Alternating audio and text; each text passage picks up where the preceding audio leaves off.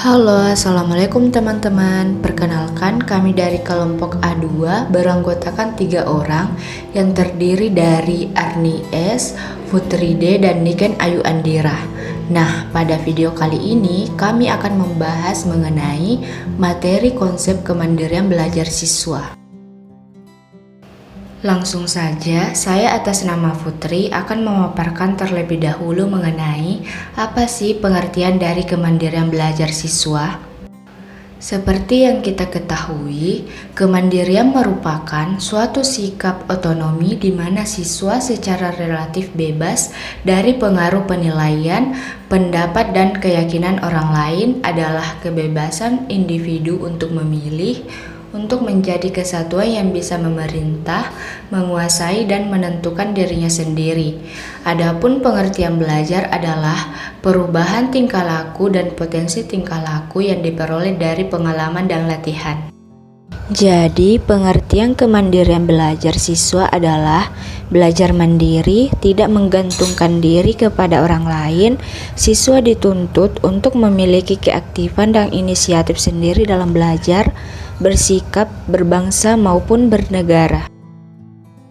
Selanjutnya yaitu karakteristik kemandirian belajar siswa. Yang pertama yaitu mampu berpikir secara kritis, kreatif, dan inovatif. Karakteristik yang pertama ini bisa dilakukan dengan cara banyak bertanya, mendengarkan secara aktif, dan mempertimbangkan segala kemungkinan. Yang kedua yaitu tidak mudah terpengaruh oleh pendapat orang lain, yang senantiasa mempertahankan pendapat diri sendiri. Yang ketiga yaitu tidak lari atau menghindari masalah, melainkan mencari solusi dari masalah tersebut. Yang keempat, memecahkan masalah dengan berpikir yang mendalam. Dan yang terakhir, tidak merasa rendah diri apabila harus berbeda dengan orang lain. Baik, perkenalkan nama saya Arnies. Saya akan membahas materi tentang komponen kemandirian. Komponen kemandirian terbagi menjadi 3 yaitu kemandirian intelektual, kemandirian emosional, dan kemandirian spiritual. Yang pertama, kemandirian intelektual, yang dimana intelektual adalah akal atau budi atau inteligensi, yang berarti kemampuan untuk meletakkan hubungan dari proses berpikir. Orang yang intelijen adalah orang yang dapat menyelesaikan persoalan dalam waktu yang lebih singkat, memahami masalah lebih cepat dan cermat, serta mampu bertindak cepat. Jadi, intelektual adalah kemampuan menyelesaikan masalah dengan cermat yang dilandasi pemikiran yang rasional tanpa menggantungkan diri kepada orang lain. Selanjutnya, kemandirian emosional yaitu meliputi kemampuan dalam mengendalikan emosi sendiri, mampu menerima kenyataan, serta tidak mudah menyerah atau putus asa. Yang ketiga yaitu kemandirian spiritual, yang dimana kemampuan dalam mengajarkan sikap positif, memiliki norma, memahami perbedaan dengan menunjukkan sikap bijaksana, dan mempunyai sikap yang mandiri. Nama saya Niken Ayu Andira, NIM H03213588.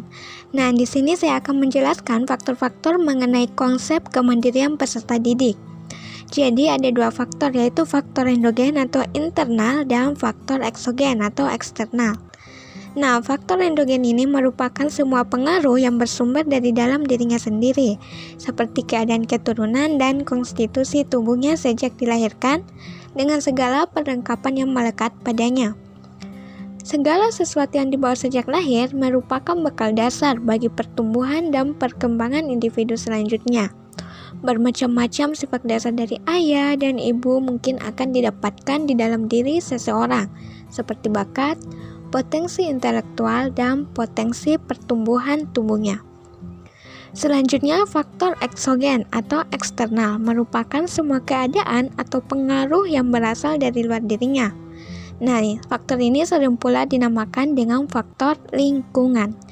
Lingkungan kehidupan yang dihadapi individu mempengaruhi perkembangan kepribadian seseorang, baik dalam segi negatif maupun positif. Lingkungan keluarga dan masyarakat yang baik, terutama dalam bidang nilai dan kebiasaan-kebiasaan hidup, akan membentuk kepribadian, termasuk pula dalam hal kemandiriannya.